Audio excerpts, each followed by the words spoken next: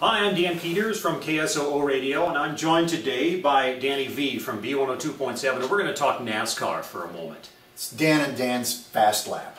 The Fast Lap, and this is going to be fast and lapped. Just a couple of soccer dads and dance dads getting together to talk racing on a weekly basis. Now, let's talk first about the chase grid, the 16 drivers that are going to be running for the championship. Who do you think is the surprise of the bunch?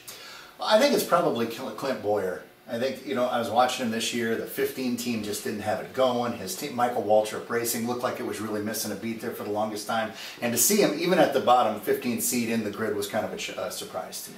I think coming into the season, Martin Truex probably wouldn't be the guy that you'd think, man, this guy's going to make the chase. But he ran so well early in the year and then got the win at Pocono. I think that's the guy, to me, surprisingly making the field. He was on fire.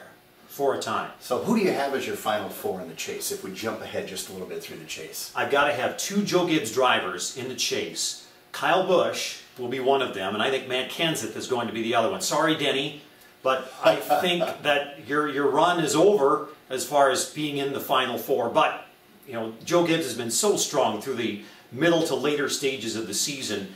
It's hard to count any of the Joe Gibbs drivers out. Well, even at Darlington, Denny showed us, I've got a torn ACL, but I take my team very seriously. I think Denny's going to probably be in the Final Four. I think Joe Gibbs has a lot for the other racers. Where does Hendrick's motor stand right now? I think Jimmy Johnson has an opportunity to be in the Final Four, only because I think Martinsville is one of those races, and he's a strong candidate to win at Martinsville.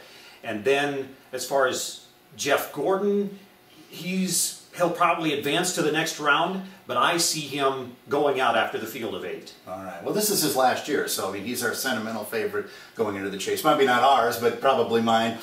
His last year, I hope he makes it to the Final Four. Now let's talk about Chicagoland. Who you got? I got Kyle Busch. I think since he locked himself into the chase, or at least he wanted to point his way into the chase, he kind of dialed it back a little bit to make sure he could get there.